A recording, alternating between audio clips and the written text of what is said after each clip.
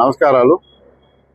ముఖ్యంగా అవినీతి గురించి పోరాటంలో మాకు అందరికీ యాక్టివ్ చేస్తాం. అవినీతి పరంగా ఉన్న అవినీతి చేసే ఉద్యోగస్తులు ఎవరుంటే వాళ్ళని పట్టుకోమని కూడా మా పై ఆదేశాల ప్రకారం మేము అందరికీ అడ్వర్టైజ్మెంట్ చెప్తున్నాం. ఎవరైనా అధికారులు కానీ లంచం అడిగితే కనుక మాకు తెలియజేయమంటున్నాం. అన్ని రకాలుగా మేము చేస్తున్నాం. ఈ నేపథ్యంలో మా దగ్గరికి మన్నుమిరెడ్డి రవీంద్రనాథ్ గారు అని చెప్పి మాది బందర్ అతను వచ్చారు మా దగ్గరికి కంప్లైంట్ తీసుకుని వారి యొక్క చెల్లెలు మరియు తల్లి యొక్క భూమి ఉంది పెద్దయాత్రలో. ఆ యొక్క భూమి సరైనతో 3 ఎకరాల 76 సెంట్లకి సర్వే చేయమని చెప్పి ఆయన అప్లై చేసుకున్నాడు. అప్లై చేసిన తర్వాత వచ్చిన తర్వాత దాని దగ్గర నుంచి సచివాలయం వాడపాలెం సచివాలయం సంబంధించిన విలేజ్ సర్వేర్ అసిస్టెంట్ సర్వేర్ అని అతను రాజేష్ విఆర్ఓ కాదండి, శంకర రాజేష్ అని అతను సర్వే ఇస్తున్నారు.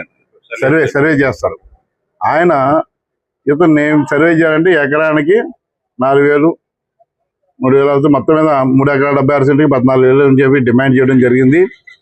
ఆ డిమాండ్ ప్రకారం అతను ఈరోజు తనకి ఇష్టం లేక మా దగ్గరికి వచ్చాడు. ఏసీబీ గారిని ఆశ్రయించాడు ఆయన రవీంద్రనాథ్ గారు. దాని మీద మేము చేసి ఈ రోజుని మన బందరు ఇక్కడ 3 స్తంభాల సెంటర్ దగ్గర అతను డబ్బులు తీసేసుకున్న శంకరాజేష్ గారు డబ్బులు తీసుకుంటున్నారు, లంచం డబ్బులు తీసుకుంటుంటే మేము అతన్ని రెడ్ హ్యాండెడ్గా పట్టుకోవడం జరిగింది. తర్వాత ప్రొసీడ్ చేస్తున్నాం. తర్వాత 14,000 డిమాండ్ చేశారు. 14,000 ఆయన ఇచ్చారండి. దాంట్లో 14,000 దొరికారు, రెడ్ హ్యాండెడ్గా దొరికారు.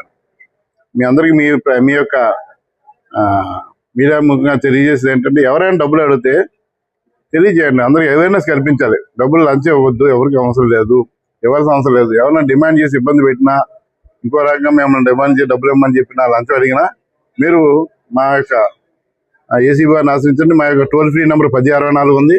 అలాగే 944-04-0057 ఆ నెంబర్కి చేయొచ్చు. లేకపోతే మా యొక్క నెంబర్లు ఉన్నాయి 944-04-46164, 46167, 46169. మా యొక్క ఇన్స్పెక్టర్ ఎవరికి ఫోన్ చేస్తున్నా మేము రెస్పాండ్ అయ్యి మీకు తగిన సూచనలు చేసి ఈ యొక్క మీరందరూ భాగస్వామ్యాన్ని కోరుతున్న ప్రజలందరినీ కూడా లంచం ఇవ్వద్దు, లంచం ఆఫర్ చేయొద్దు, లంచం తీసుకునే వాళ్ళని ఎవరైనా ఉంటే మాకు తెలియజేస్తారు. అవినీతి ఆధారాల మీద మేము చర్య తీసుకుంటాం.